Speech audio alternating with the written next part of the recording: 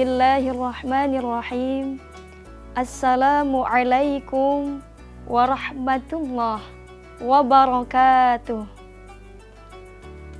Hamdan wa syukran lillah. Salatan wa salaman ala rasulillah.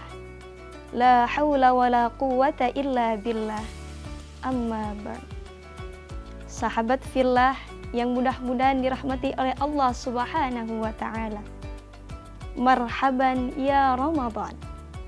Bulan Ramadan adalah bulan yang penuh dengan kemuliaan.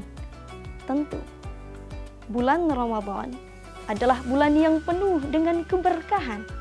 Pastinya, bagaimana tidak dengan penuh keberkahan? Karena di setiap bulan Ramadan, hal-hal baik yang kita lakukan berupa membaca Al-Quran, bersedekah, berzikir, semuanya akan mendapatkan pahala yang akan dilipat gandakan oleh Allah Subhanahu wa ta'ala. Begitupun sebaliknya, jika kita melakukan kemungkaran, jika kita melakukan kejahatan, maka kita akan mendapatkan dosa yang dilipat gandakan oleh Allah Subhanahu wa ta'ala. Na'udzubillah, tsumma na'udzubillahi min dzalik. Bulan Ramadan adalah bulan yang dijadikan sebagai ajang perbaikan diri bagi setiap umat muslim. Jika di bulan-bulan sebelumnya kita sering merasa malas dalam beribadah, tetapi di bulan Ramadan ini adalah momentum terbaik untuk merubah diri kita. Sebagaimana Allah Subhanahu wa ta'ala berfirman dalam Al-Quran, surah Al-Baqarah ayat 183. A'udzu billahi minasy syaithanir rajim. Bismillahirrahmanirrahim. Ya ayyuhalladzina amanu kutiba alaikumus shiyam. Kutiba alaikumus shiyamu kama kutiba alal ladzina min qablikum la'allakum tattaqun. Shadaqallahul azim. Wahai orang-orang yang beriman, diwajibkannya atas kamu berpuasa sebagaimana diwajibkannya atas orang sebelum kamu. Agar apa?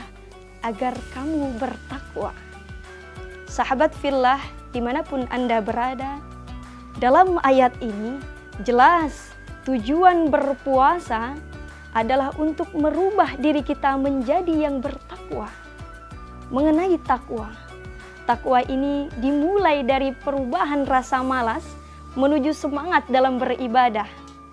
Namun, perubahan itu tidak selalu mudah, sahabat fillah.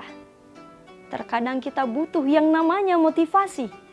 Terkadang kita butuh yang namanya dorongan. Bahkan perlu adanya konseling diri agar kita bisa istiqomah dalam menjalani perubahan ini. Pertanyaannya, bagaimana sih cara konseling diri dalam konteks mengatasi malas menuju membangun semangat dalam beribadah? Terkadang kita bertanya-tanya kepada diri kita sendiri, kenapa ya saya sering merasa malas dalam beribadah? Kenapa ya saya terasa nyaman berduaan sambil pacaran, rebahan sambil scroll TikTok dibandingkan dengan membaca Al-Quran? Jika kita merasakan hal ini, mari kita tanya diri kita sendiri dengan jujur. Apa yang membuat kita merasa malas dalam beribadah? Apakah kurangnya kesadaran akan pentingnya dalam beribadah? Atau apakah lingkungan kita yang kurang mendukung, serta godaan dunia yang lebih menarik? Pertanyaan yang kedua, apa yang dapat mengubah saya untuk menjadi diri yang lebih baik? Apakah saya harus mengubah kebiasaan buruk secara bertahap? Apakah saya butuh teman atau mentor yang dapat membimbing perubahan saya?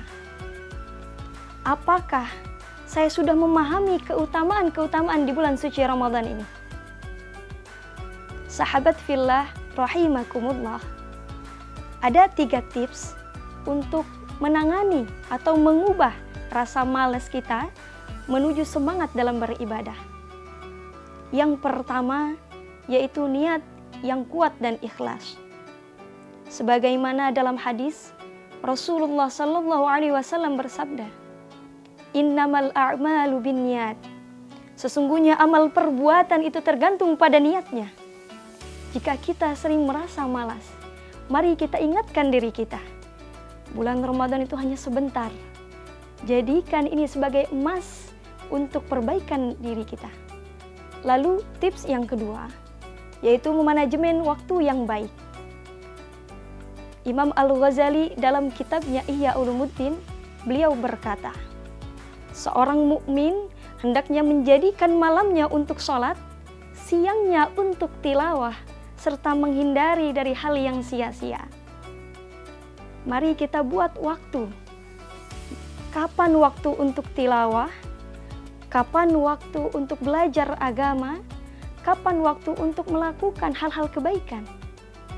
Jangan biarkan media sosial menguasai hidup kita. Tips yang ketiga, yaitu mencari lingkungan yang positif. Dalam hadis Rasulullah sallallahu alaihi wasallam bersabda, "Ar-rajulu 'ala dini khalilihi falyanzur ahadukum may yukhalilu." Seorang itu berada di atas agama sahabat dekatnya. Maka hendaklah salah seorang dari kalian memperhatikan siapa yang ia jadikan sahabat. Hadis riwayat Abu Daud dan Tirmizi. Sahabat fillah dimanapun Anda berada, coba kita bayangkan, jika ini adalah Ramadan terakhir kita, apakah kita masih mau dalam bermalas-malasan? Allah sudah memberikan kesempatan kita untuk berubah. Apakah kita mau memanfaatkannya? Jadikan self-reminder dalam diri kita, Ramadan itu singkat, jangan sampai menyesal.